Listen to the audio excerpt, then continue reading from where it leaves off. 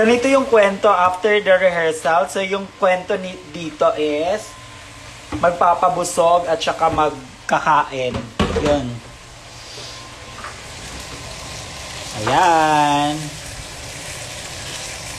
Shout out pala kay Kenny dahil siya nagbigay nito ng mga hipon. Bigay niya kahapon doon sa Bakenemen. So, 'di ba? Doing the most siya. Dinalahan niya kami, niregaluhan niya kami ng hipon. Naka-ice cooler pa. Kaya shout out sa iyo, Kenny. Thank you so much.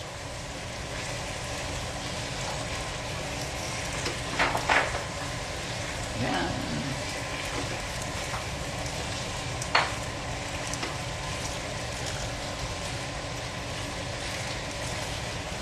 Grabe yung shrimp ba, parang 5 kilo. Parang mangangati kami nito after. Oh, shrimp mga alaga for 2 weeks. Sharo lagi dili mag-allergy. At ang panglaban sa shrimp ay ano?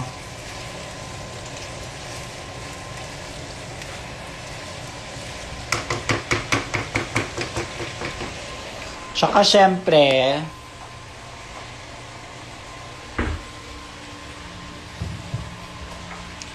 lagyan natin ng asin,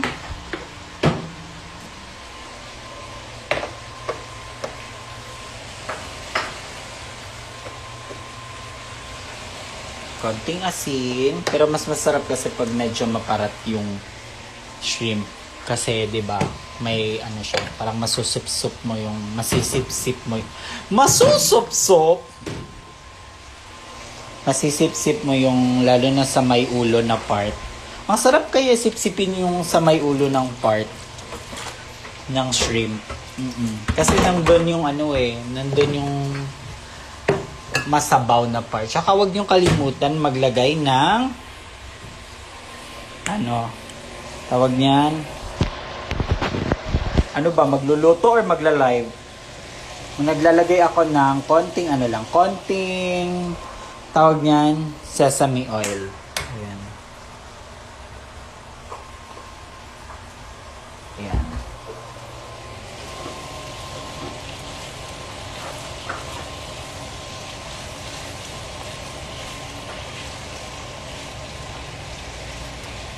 Hello, kamusta kayo?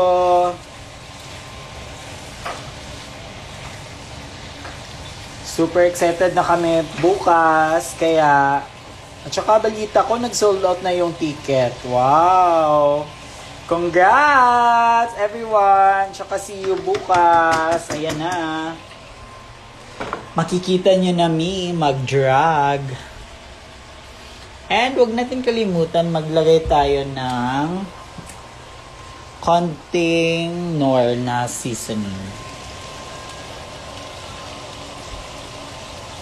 Dito ba si Kenny? Nanonood ba si Kenny?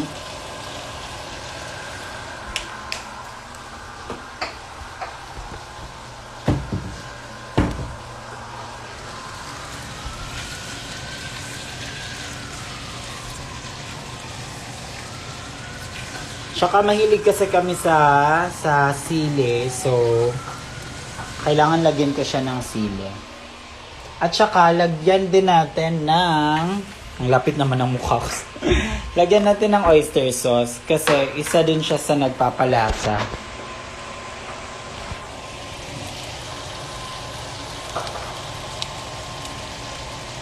Natin, ayan. Yan lang, ganyan lang. Konting ano lang.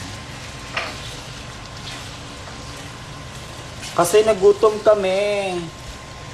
After ng rehearsal, may pagkain naman syempre. Pero iba pa din yung lutong bahay.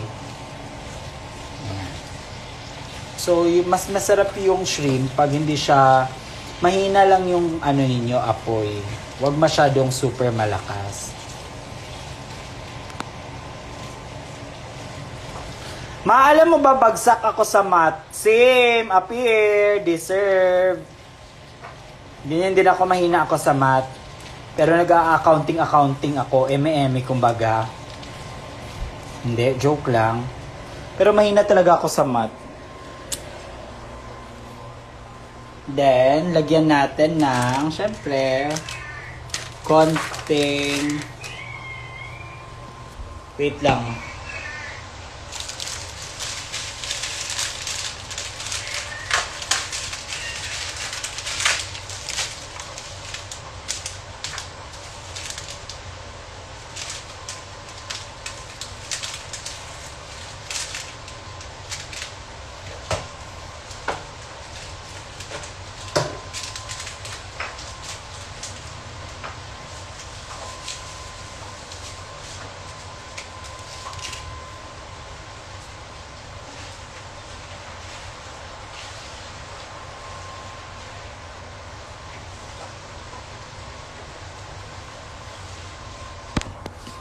Tapos, ano muna ako ng sili. Kasi alam mo naman yung mga alaga ko dito sa bahay, mukhang sili. Kahit ano na, hindi sila natatakot sa almoranas.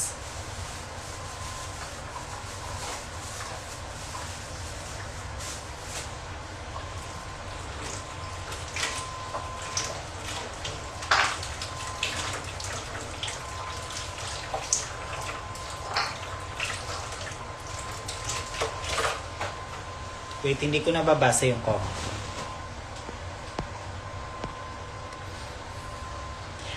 Gumagawa ka ng mat ngayon, try mo kaya. Tumahimik ka nga, tumigil ka nga sa kamamat-mat. Huwag mo kong i-ano dyan sa mga subject na ayaw ko.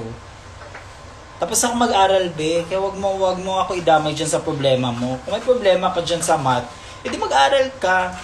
Mag-ano ka dyan. Wag mo kong nagluluto ako. Ipapaisipin mo pa ako ng mat-mat.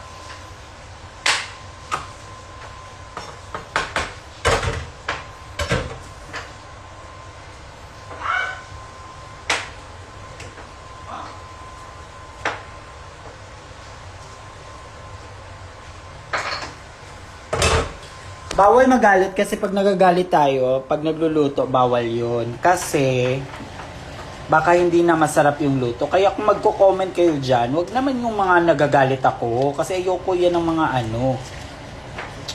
Kayo naman talaga minsan din may pagkaano din kayo eh. Lalo na pag nababasa yung mga comment ninyo, mas lalong nag-ano kayo, gagara. Alam mo ba yung sa Bisaya, gara? Yung mas lalong nagpapansin.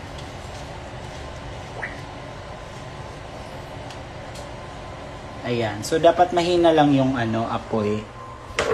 Tapos, huwag natin kalimutan, tikman natin.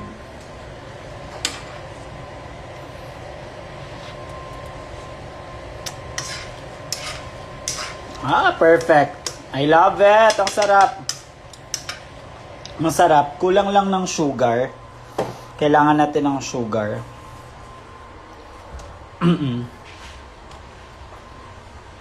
Alam niyo ba dati, hindi talaga ako nagluluto. Kaso, yung mga kapatid ko, puro kasi sila mga babae. Tapos, alam mo, pag babae ka talaga, parang dapat marunong ka magluto, ganun. Pero yung yung mama ko talaga, magaling talaga yung mga kapatid niya, mga tita ko. Magaling talaga mga tito ko sa Bukidnon. Ang anghang. Magaling talaga sila magluto, kaya siguro namana namin. Tsaka ako, hindi naman talaga ako masarap magluto at marunong. Kasi yung mga ate ko, nanonood lang ako sa kanila. Gaya ng pagme-makeup, dati may tita ako, pero pumanaw na siya. Bata pa ako noon, nagme-makeup na siya, tapos pinapanood ko lang siya. Ganun. Tapos, ayun, natutunan ko na siya. Ganun lang. Tsaka, syempre, kailangan talaga, may panglasa ka. Kasi dyan nagkakaalaman. Bakit may mga white-white ako sa mukha? Good luck sa the VAF. Yes, thank you po. Salamat po. Ayan. So, mahina lang yung apoy dapat. Yan. Tapos mahilig kasi sila sa masabaw na shrimp. So, dapat masabaw lang.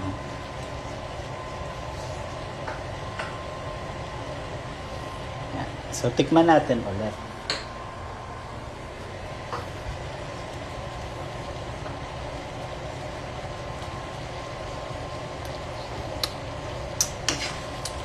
Ayan.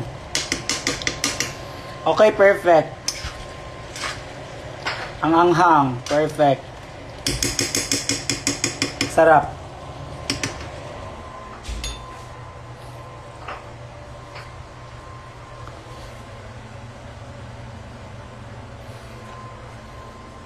Parang nakulangan ako. Gusto ko medyo matamis-tamis siya.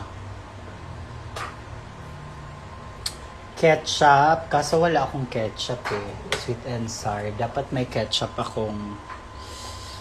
Pero... Ang sarap, ang anghang. Andito ba si Kenny? Watching here from Miss Or CDO. Ay, hello dira sa CDO. Happy Fiesta. Hello. Kamusta na mo dira? Gusto na may makauli balik. Dugay-dugay na sad may wala kauli. So, ayun na. Doon na nagtatapos yung luto.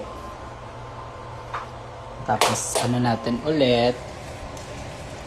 Kasi nilagyan ko pa siya ng sugar. Kasi alam mo, nawawala yung tamis. Ay, hindi pala. Nawawala dapat yung anghang pag may sugar. Pero, parang ang tapang naman ng sili na to. Yan. So, okay na po. Luto na po yung shrimp ko. So, it's time na tawagin ang mga anak, tawagin ang mga sakop, tawagin ang mga bakla.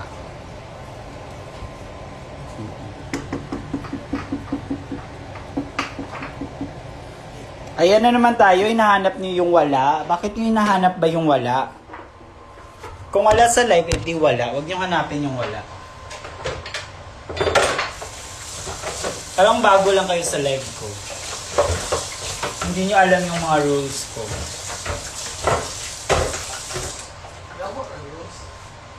Ang saya lang yung Maxiana kagabi. Ay! Oo nga. Hello sa mga Maxiana dyan.